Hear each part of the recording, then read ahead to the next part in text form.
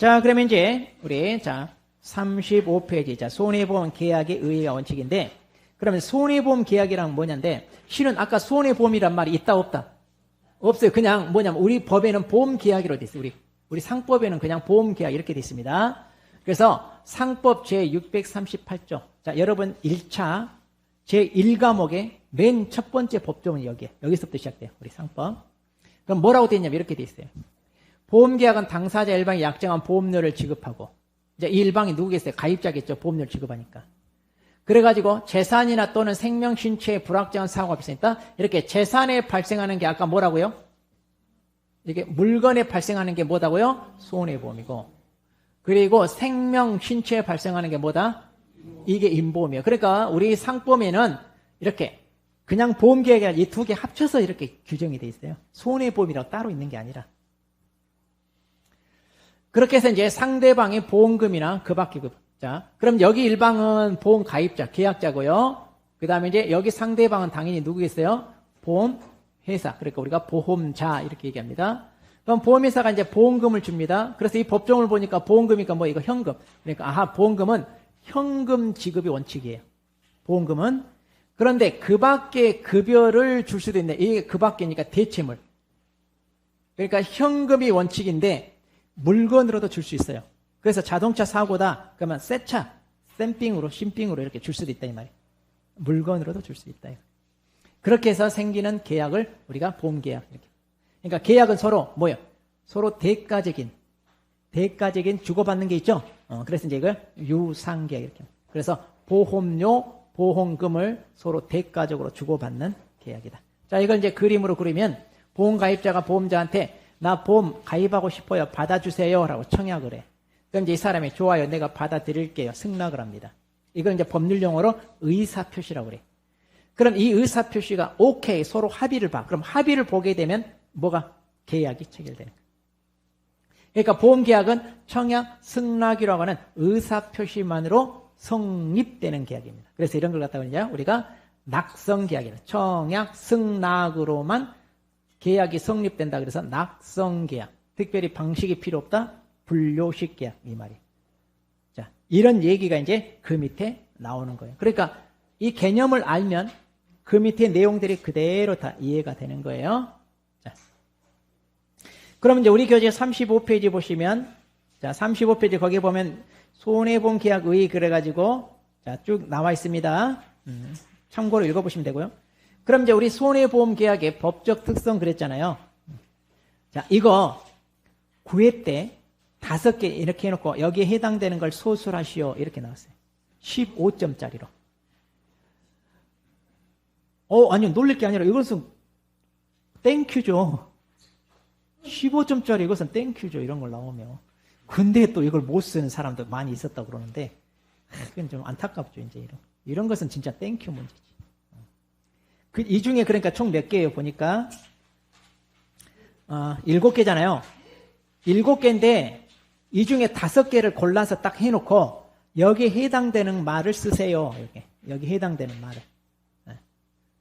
근데 어려운 게 아니라니까요. 왜 어려운 게 아니냐 보세요. 자, 먼저 낙성 불력이. 자, 그러니까 여기 이걸 써놓고 여기 이 설명 이걸 서술하시오 이렇게 문제가 나왔는데 여기에 답이 다 있다니까요. 방금 제가 얘기했잖아요. 청약, 승낙이라고 하는 의사표시만으로 뭐한다? 성립하는 계약이다. 이게 낙성계약이에요. 그 다음에 불요식이란 말은 특별히 방식이 필요하다, 필요 없다? 필요 없다. 이 말에서 다 쓰면 돼요. 꼭 이걸 정확히 써야 되느냐? 그럴 필요가 없었네. 비슷하게 쓰면 된다니까요? 그런데 점수 안 좋다 그러면 이의제기하면 돼요. 이게 같은 말인데 뭐가 문제가 있냐? 이러면 돼요. 참고로 이 손해평가사 시험은요, 이의제기 엄청 해야 됩니다. 50대, 60대, 70대 되시는 분들이 아주 달려들면 이 사람들 감당을 못해요. 그래서 다 맞게 해줘요. 아주 떼쓰는 데는 우리 연령대가 딱 그렇잖아요, 우리. 특히 이제 공무원 하다가 정년퇴임 앞두고 계신 분들, 아주 꼼꼼하게 따져서 우리가 일 처리해봤잖아요. 그러니까 이게 조금이라도 민원제기 받아봤어, 안 받아봤어, 우리? 많이 받아보니까 자기네들도 시달려. 그러니까 방법을 아는 거야. 그래서 보세요. 계약자 청약, 보험자 승낙. 아까 그랬잖아. 낙성이라는 게 청약과 승낙으로 뭐 한다? 성립하는 계약. 그 다음에 분류식은 특별한 방식이 필요하다? 필요 없다? 필요 없다. 여기 뭐 쓸 거 있어요? 그러니까 시험에 이건 안 나왔어요. 그때. 이거 너무 쉬워서. 자, 이건 나왔어, 이건. 그건 유상. 자, 유상 반대가 뭐예요? 무상. 자, 공짜가 아니라 뭐가 있다? 유상은 대가가 있죠? 아까 뭐예요? 보험료하고 보험금. 그거 떠올리면 되잖아요. 그래서 계약자는 보험료를 지급하고, 보험자는 뭐예요? 보험금을 지급하니. 이게 서로 대가적이다. 이게 유상이잖아요. 뭐가 어려워요? 그 다음에 쌍무는요, 자, 이거 조심하세요. 이것과 이것을 많이 혼동하는데, 유상, 무상, 대가잖아요, 대가. 그런데 쌍무는 무가 뭐냐? 의무. 쌍이라면 서로. 그러니까 서로 계약자가 대가적인 의무를 부담한다. 그러니까 여기는 의무에 초점을 맞춰서 쓰면 돼요. 그럼 그 의무가 뭐냐? 보험회사는 뭘 줘야 돼? 손해를 보상해야 될 의무. 사고가 발생했어요. 그 다음에 계약자는 뭐예요? 보험료 납부 의무. 이거 쓰면 돼요. 이게 이제. 아니면 이걸 갖다가 보험금 지급 의무 이렇게 써도 할 말 없어요. 같은 말이니까. 이걸로 외우기가 더 쉽죠. 오히려. 보험금 지급 보험. 이게 대가 관계. 그러면 되잖아요. 이건 시험에 나왔죠. 이건 시험에 나와요. 이걸 왜 쓰기 어려워? 이것은 그냥 거죠. 그러니까 공부 요령이에요, 요령. 제가 이제. 그 다음에 상행이란 말은 상행이가 뭐냐? 영리 목적지, 돈벌이 목적으로 한다. 보험회사가 우리 서비스 여러분한테 봉사하기 위해서 하는 거예요? 아니죠. 보험회사 돈 벌려고 하는 거죠? 회사. 그래서 손해보험계약도 상행이다 말하면 돈 벌 목적으로 하는 거다 이 말이에요. 돈 벌 목적으로. 돈 벌 목적이 영업행위다 이 말이에요. 그 다음에 부합. 이제 이게 중요해요. 우리 보험계약에 있어서 아주 중요한 게 부합인데, 자, 우리 보험 상품은 그러잖아요. 같은 내용의 보험 상품을 수만 명하고 계약을 해요. 그러면 계약할 때마다 그때 그 계약 당사자 협상을 한다? 그럼 너무 복잡하죠? 시간이 많이 걸려. 그러니까 보험 계약에 대한 내용을 딱 정해놓고 보험 가입하겠다는 사람한테 이대로 할 거냐 말 거냐 그것만 물어봐요. 그래서 신속하게 이제 계약을 체결할 목적으로. 그럼 이제 보험회사 입장에서는 그 보험 상품에 대한 내용을 미리 약관이라는 걸 만들어요. 자, 그래서 당사자 일방이 누구냐? 보험회사예요. 보험회사가 만들어놓은 이 계약 조건, 이걸 약관인데 상대방은 이걸 그대로 받아들일지 말지 이것만 결정하면 돼요. 이건 이제 그래서 부합계약 그래요. 이건 보험계약의 특성상 그럴 수밖에 없어요. 자, 그래서 부합계약성. 이제 기술적인 측면 때문에 이렇게 하는 겁니다. 기술적인 측면. 자, 그 다음에 최고 손해성. 자, 이게 이제 중요한 거. 그러니까 우리 보험계약의 특성하면 가장 중요한 게 이거 두 개, 이거. 보험계약의 특성은. 다른 것들 우리 매매계약, 우리 아파트 매매계약도 낙성, 분류시, 유상, 쌍무 이거거든요, 다. 자, 그런데 이제 부합이나 최고 손해성인데, 자, 우리 연봉협상 어떻게 해서 나한테 유리하게 하려고 막 어때? 내 패를 보여주면 돼, 안 돼? 안 되잖아요. 나한테 불리한 것은 숨기고 어떻게 해서 더 많은 이익을 따내기 위해서 우리가 치열하게 머리싸움을 해야 되는데 보험계약은 그게 아니야. 자기한테 불리한 거 다 사실대로 얘기해야 돼요.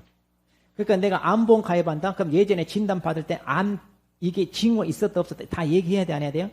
다 해야 된다는 얘기예요. 그래서 아까 정보 비대칭성 때문에 이런 걸 숨기고 얘기 안 하면 안 되는 거예요. 그래서 역선택이나 이렇게 도덕적 해이가 있을 수 있기 때문에 계약자한테 신의 성실이 요구되는 거다. 이거예요. 그래서 이제 최고 선의성 이런 말이 있어요. 보험계약에만 이런 말이 나와요.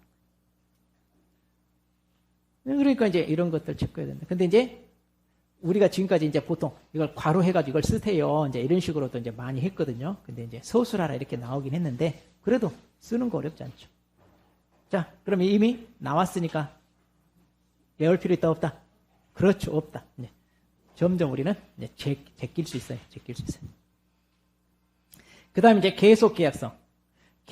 자, 우리 매매계약을 해봐요. 자, 아파트 매매계약을 했어요. 자, 사고 팔고 끝났어요. 그럼 그 다음 뒤 쳐다봐요, 안 봐요? 서로 쳐다볼 일 없죠? 이건 일시적 계약이에요. 일시적 계약. 딱 한 번 하고 끝나는 계약. 근데 계속적 계약은 뭐냐? 그 계약 관계가 계속 유지된다는 얘기예요. 그럼 대표적인 계속적 계약이 뭐냐? 신문 배달, 우유 배달. 매달 우리 배달료 이거 줘야 돼, 안 줘야 돼? 자, 보험계약. 우리 생명보험도 우리 나이 80세 때, 그럼 80대까지 계속해서 계약 관계가 유지된다는 얘기예요. 그래서 보험계약은 이렇게 보다 그러니까 보험 기간 동안 계속해서 계약이 유지되는 거. 자, 그래서 보험 기간 중 당사자 권리 의무가 계속 유지된다 이런 간단한 얘기. 우리 임대차 계약, 주택 임대차 계약은 일시적 계약일까요? 계속적 계약일까요? 임대차 계약. 자, 2년간 우리 전세 계약을 했어. 일시적 계약, 계속적 계약. 이거 왜? 매달 월세를 줘야 된다니까요? 매달 월세를 얼마 동안? 2년 동안. 그러니까 2년 동안 계약이 계속 뭐 한다? 매매는 한 번 하고 끝나잖아요. 아, 임대차 계약. 임대차 계약 그 2년간 계속 유지되잖아요. 그러니까 임대차 계약도 계속적 계약이죠. 이런 식으로. 어려운 거 아니에요, 이거. 자, 이렇게 해서 이제 우리 계약의 특성을 살펴봤고요. 그 다음에 이제 보험계약의 법적 원칙 그랬습니다. 자, 이것도 이제 또 같은 말 계속 나와요. 우리 보면. 아까 우리 보험의 특성 그랬잖아요. 근데 보험의 특성이나 보험계약의 원칙이라면 그 말인데 우리 책에는 또 이렇게 이제 좀 분리해서 했더라고요. 그럼 이제 보험계약입니다. 보험계약은요, 또 여기서는 또 보험계약 이렇게 해놨어요. 큰 제목에는 아까 뭐라고 그랬어요? 손해보험 그랬죠. 그러니까 차라리 손해보험 계약의 원칙 이렇게 해야 되는데 그런 게 없다 보니까 또 보험계약 이렇게 이제 또 우리 책이 조금 뒤죽박죽이에요. 이거 좀 제대로 정리가 안 됐어요. 자, 그럼 먼저 실손보상의 원칙입니다. 자, 우리 보험계약은 당연히 손해본만큼. 그래서 이득금지 원칙하고 같은 말이에요, 이거. 그러니까 실손보상의 원칙이 떠오르지 않는다. 그럼 뭐라도 써야 돼? 이득금지 원칙이란 말을 써야 된다, 이 말이에요. 그래서 이제 당연히 손해본만큼 실손보상은. 그럼 이제 실손보상 원칙의 목적 그랬습니다. 거기 맨 밑에 36페이지 맨 밑에 보시면 실손보상의 원칙의 목적 그래가지고 자, 두 가지가 있습니다. 첫 번째, 손해 발생 이전 상태로 복원한다. 그러니까 뭐냐면 손해 본 만큼 보상을 해줌으로써 손해가 나지 않았을 상태로 복원시키는 거다 이거고. 그 다음에 또 다른 목적 그랬죠? 도덕적 해이를 감소시키는. 그렇죠. 내가 손해 본 것보다 더 많은 보험금을 타게 되면 어때요? 의도적으로 사고를 일으킬 거 아니에요. 그런데 딱 손해 본 만큼만 보험금을 주니까 사고를 치겠어요? 안 치겠어요? 안 치죠. 그래서 도덕적 해이가 감소된다. 이런.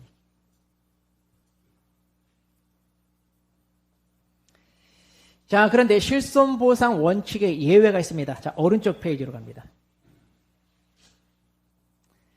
자, 거기 이제 두 번째다. 예계, 거기 밑줄 치세요. 세 가지가 있습니다. 기평가계약, 대체비용보험, 생명보험 이렇게 있습니다.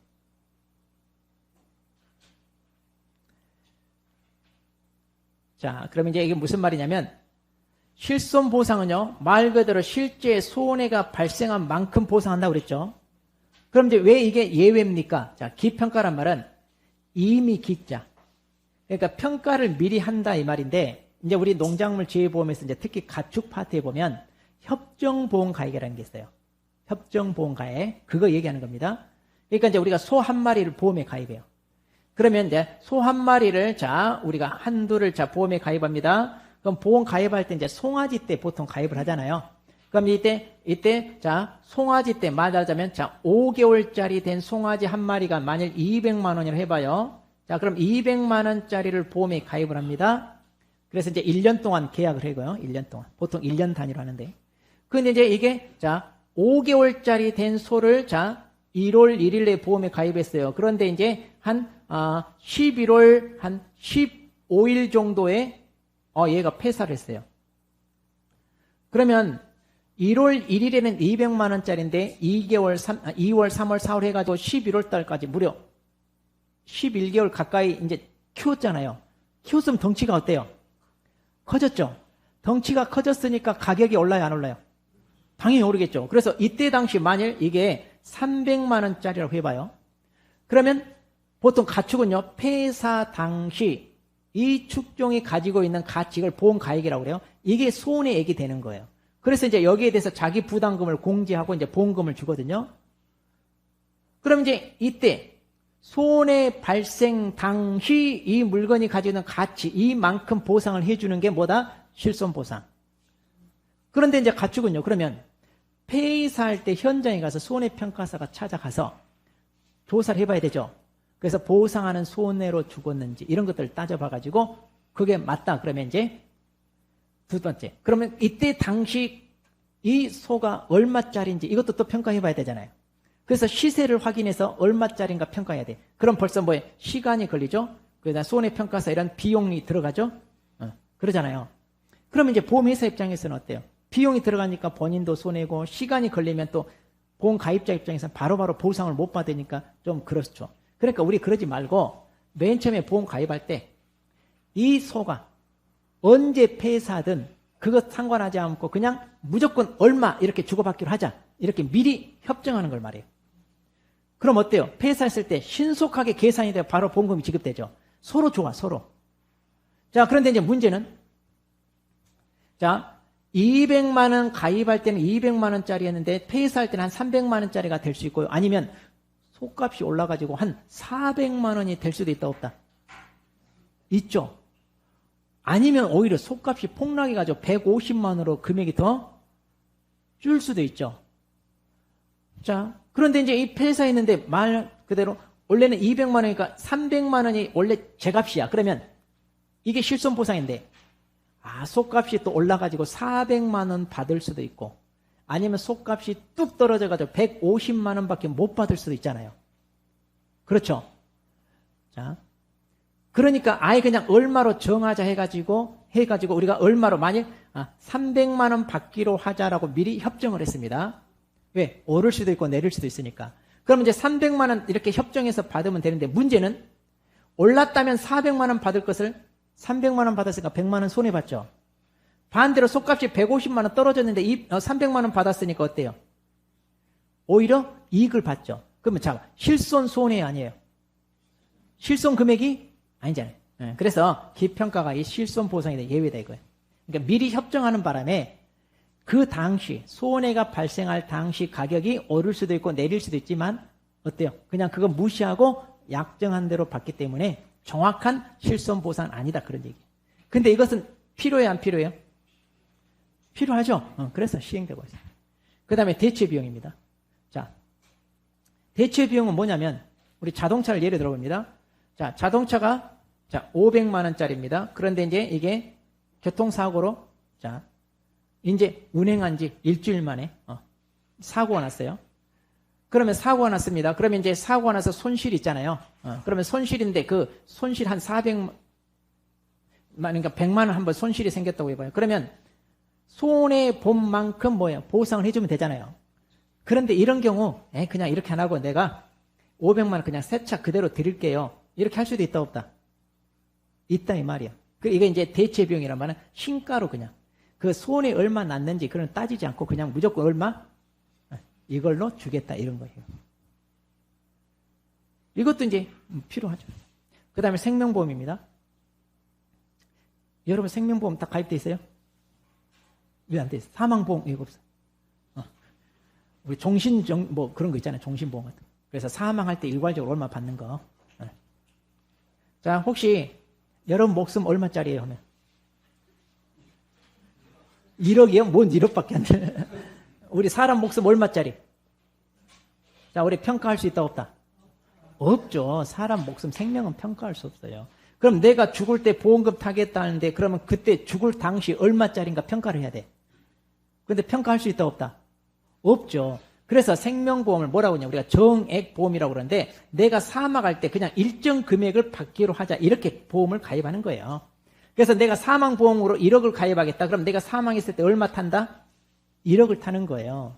그러니까 사람 목숨 평가를 할 수 없어. 가치를. 그러니까 어때요? 실손 보상을 할 수가 없죠. 누구는 뭐 10억짜리고 누구는 1억짜리고 그럽니까? 자, 전 세계적으로 유명한 피아니스트 손가락 하나 잘랐어요. 이 사람하고 자, 서울역 노숙자 손가락 하나 잘랐어요. 혹시 처벌이 같을까 다를까?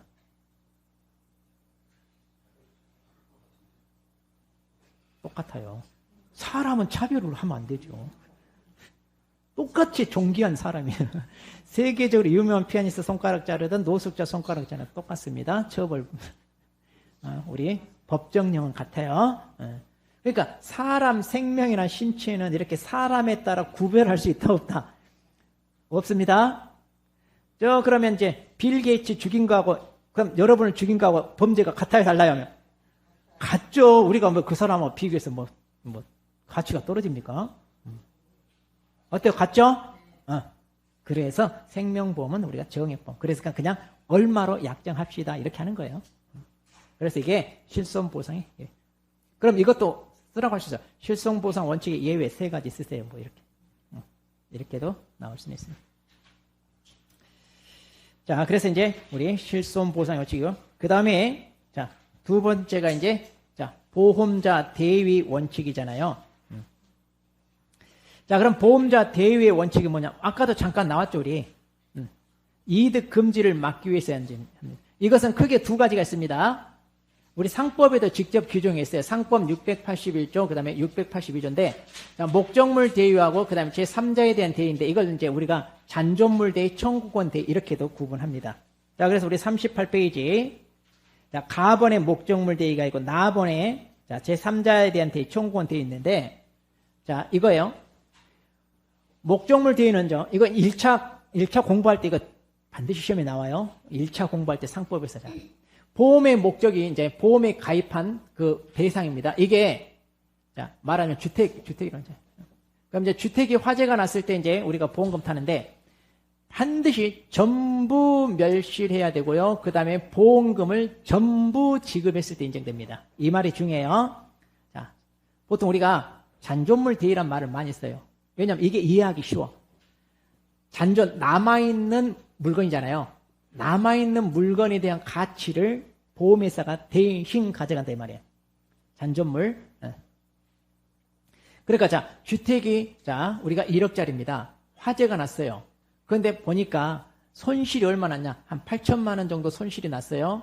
그러면 2천만 원은 아직은 어때? 가치가 남아있어. 근데 2천만 원 남아있다고 해서 그것을 우리가 활용을 해요? 못해요? 그게 못하잖아요. 그러니까 아예 그냥 전부 멸실한 걸로 보고 보험회사에서는 1억에 대한 보험금을 다 줍니다. 대신 나머지 얼마? 20% 대해서는 잔존물에 대한 가치는 누가 가져간다? 보험회사가 가져간다 이 말이에요.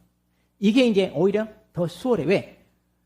가치가 20% 남아있는 거 현장에 가서 평가하려면 그 돈이 더 들어가. 차라리 그러니까 100% 다 주고 그냥 20% 자기가 가져가겠다 이거예요. 자, 그런 개념이라고 보시면 돼요. 그래서 그 나머지 있는 거, 왜냐면 전부 보상을 해줬기 때문에 남아있는 거 보험회사가 가져가죠? 자, 그 얘기고요. 그 다음에 청구권 대위는 제3자가 아까 집을 불을 질렀네? 그러면, 자, 집 소유자가 그 제3자의 불법 행위로 기한 손해배상 청구권을 행사한다고 그랬죠? 그럼 보험금 1억 타고 또 손해배상 청구 1억 타면 이득이 되잖아요. 그래서 보험금을 지급을 했으면 보험회사가 제3자에 대하여 청구권 행사하는 것을 자기가 뭐 한다? 가져갔다. 그래서 이 청구권을 대신 가져간다 그 말이에요. 자, 그래서 잔존물 대위, 청구권 대위 이런 표현을 쓰는 거예요. 자, 이거 보험회사도 있어요. 그런데 여기서 구분 잘하세요. 잔존물 대위는 반드시 이거 중요해요. 전부 멸실 그 다음에 뭐다? 전부 지급했을 때예요.